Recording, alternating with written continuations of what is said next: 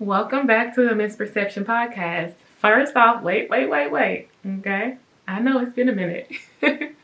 But guys, I have been living, experiencing life, embarking on new journeys and experiences. But I can't leave the podcast behind, y'all. It's been like a month. So apologies. And honestly, even right now, I don't even know what to talk about. I have been struggling with the not even the concept of this podcast. I've been struggling with the direction of this podcast. This podcast is supposed to be here to serve as a guide for you on your journey. It's supposed to allow you to engage in conversation and find community and whatever else you may need. I haven't been posting in a while. Part of it is because I've been traveling. Y'all, I visited some places, okay? It's been a great time. I turned 27, so I celebrated my birthday. I am possibly embarking on a new journey that I can't mention right now. Life has been good. Today I don't really know what the direction of this episode is going to be about. However, I've been really enjoying my second half of my 20s. Like, I remember being in a space where it's like, man, this first half of my 20s is super, super ghetto. You couldn't pay me right now to this day. You could not pay me to return to any moment before 25. I'll age gracefully before I go back to being 24 and below. Okay, I did not play that. But a girl is officially 27, y'all. I can't even speak right because I'm back. If you thought I was out. Nope. Anyways, y'all, so I won't call it a struggle, but I've been contemplating, where do I want this podcast to go? What audience do I want to reach? And yes, I do want to serve purpose. That's always going to be the number one thing. However, how that looks may just change. How that transform may change, right? My goal is to always go towards purpose. If the route changes, okay. If the terrain changes, then we're going to have to push through. Lately, I have been growing and evolving. And y'all seen some of that with the healing journey, with the Faith in Isolation, the first episode of this podcast, with self-preservation, with forgiveness. We just been talking about a lot of things. I'm currently in an era where it's like, okay, I am a beautiful individual who I honestly love, like, through and through. And it's amazing to be on this side of the journey, or this side of the journey, and you get to experience people and you can really recognize where people are in their journeys. With that, it makes me think about relationships a lot more, and family and children and legacy. Like, you're thinking about all these things. At least I am at this point. And you really realize that legacy and family isn't about I feel like finesse. Isn't about legacy and family is less about leaving properties and even assets behind. At least for me. There are 3 people in this world, when you think about legacy. People who are leaving property and land, material things behind. You have people who are leaving absolutely nothing behind because this world afforded them nothing. And then you have people who, although they may have not had any land and assets, material things to leave behind, they were able to leave something, in my opinion, more valuable than anything. And they're leaving behind their morale. They're leaving behind their words. They're leaving behind a intricate way of living and succeeding in this space right on earth that no textbook, that no land could provide you. I've been thinking about legacy in that such a way. In a way like, okay, what are we telling our children is valuable, right? Is it the new pair of shoes? Having a large group of friends, having a very large following? Is it how many friends we can afford? How many women we can afford? Or what does my beauty provide me? Right? What resources will my beauty provide me? What access does my resources provide me? What's becoming very apparent is none of that really matters. Yes, it is fantastic to have a life where you have the means, you have the resources, you have access, right? Because I feel like when you have all that, you can live, you can experience the world. Some people don't get the opportunity to leave their state. They born in this state and they die in it. And this world is so grand that becomes very unfortunate. The beauty of life isn't, oh, I made $1 million in my lifetime and I lost $1 million too. But it's more so with this $1 million, the memories that I made, right? The hearts that I touched, the places that I was able to see, because everything that we experience changes us. Every single experience changes us. And when we think about trauma, right? We're thinking about trauma and like, oh, I'm not the same person after this traumatic experience, right? And that is true. But you can have a beautiful experience and you will see that changes you too. The thing is, legacy is going to serve one person, right? And that's never going to be you, right? We're so fixated on, oh, let us leave behind a legacy. And maybe that's connected to fear. Like, I don't want to be forgotten. Let me leave behind something. Let me produce, right, all these children so my DNA or my blood lives on. My lineage lives on beyond me. Let me own so much stuff that I'm unforgettable. Let me, right?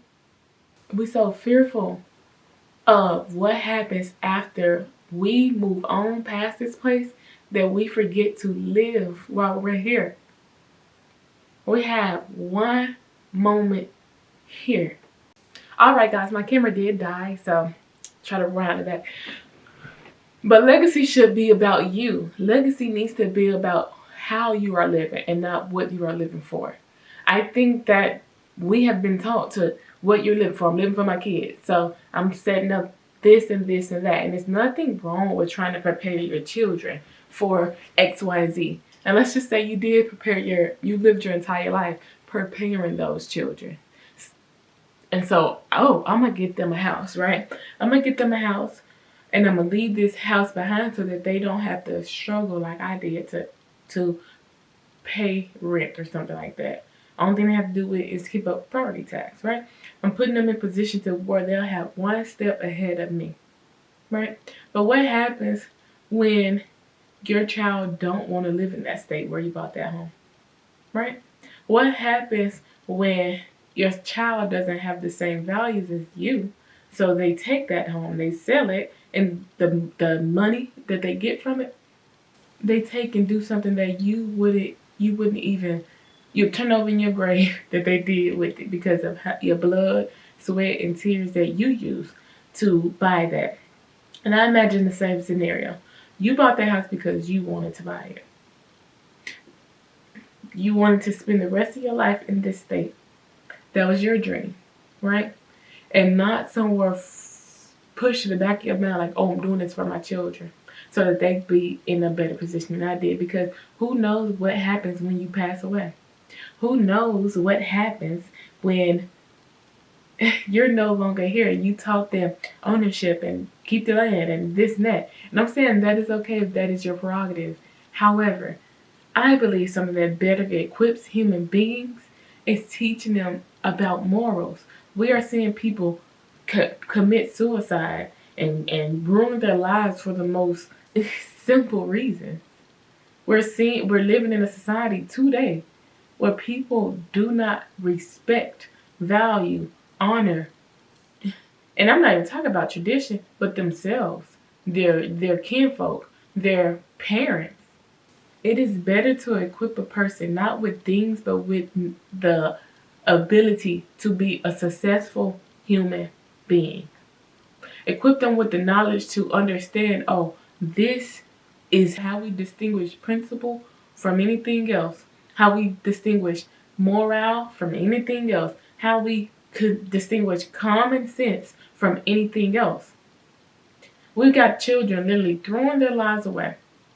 We have people sitting by complacent when it comes to their own lives. If I do XYZ, then my children will. And it's that in particular that has been really going around my head. When we talk about legacy, it's not for them, it needs to be for you. I would rather live my life as freely and as spontaneous and as open-minded as I possibly can to teach my children, instead to teach my children how not to confine and put themselves in boxes.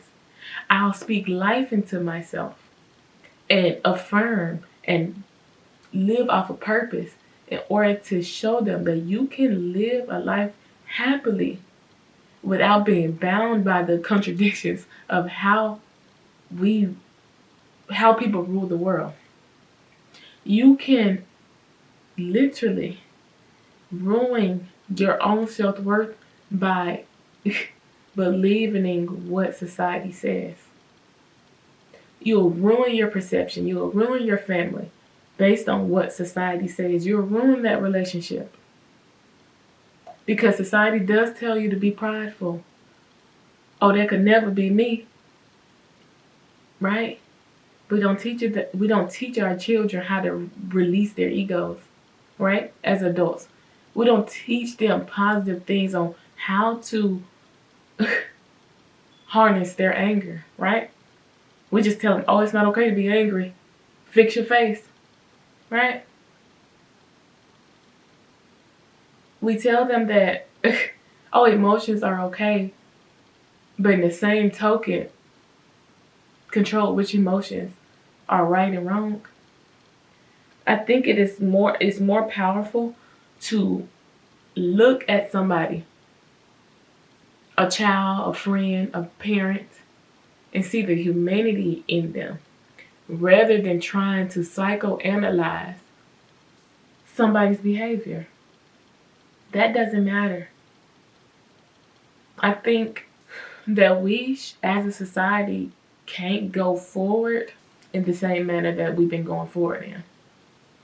There has been hiccups there and here, telling us to draw our attention in this direction, draw our attention in that direction. Sit down and figure it out for yourself. Because as long as you're not figuring it out and you're not doing that hard work, you are contributing to the generations that don't know shit. Those generations, these new generations that's falling behind, that's your fault. These kids that y'all calling dumb or don't stand for nothing, make sure you know that's your fault. Because at the end of the day, our youth has always been a reflection or a product of the society that they're being brought up in. How's your household looking? Because I can look outside and tell by this child if that's a respectable man or if that is a woman that has any type of value. And this leads me to my next point. Top tier men deserve an average woman. This society's top tier man deserves an average woman. You do not deserve a top tier phenomenal woman. On average, every average woman, right? We're not talking about the women that have not done their shadow work, that has not healed, who do not know themselves. We talk about the woman that embodies the essence of femininity, and embodies her purpose, right, on this earth, versus the man who, let's just say, is top tier, right, that makes X amount of money, that has been in therapy, who has worked on himself, who has done X, Y, and Z. That man deserves an average woman. He don't deserve the top tier woman. Because I do not believe that he can afford her. He cannot afford to carry her in every aspect. And that is why he deserves the average woman. There's nothing wrong with an average woman. They're beautiful. But top tier men do not deserve phenomenal women. They do not deserve women that did everything in their power to evolve, to reach the pinnacle of who they are created to be. That's not for a top tier man. That is for a divine man. Phenomenal women deserve divinely sent men. That's why we see women that are of a certain caliber and they're single. They're choosing to be. They're happy still. They cannot literally process in their mind what benefit it would be to have a man.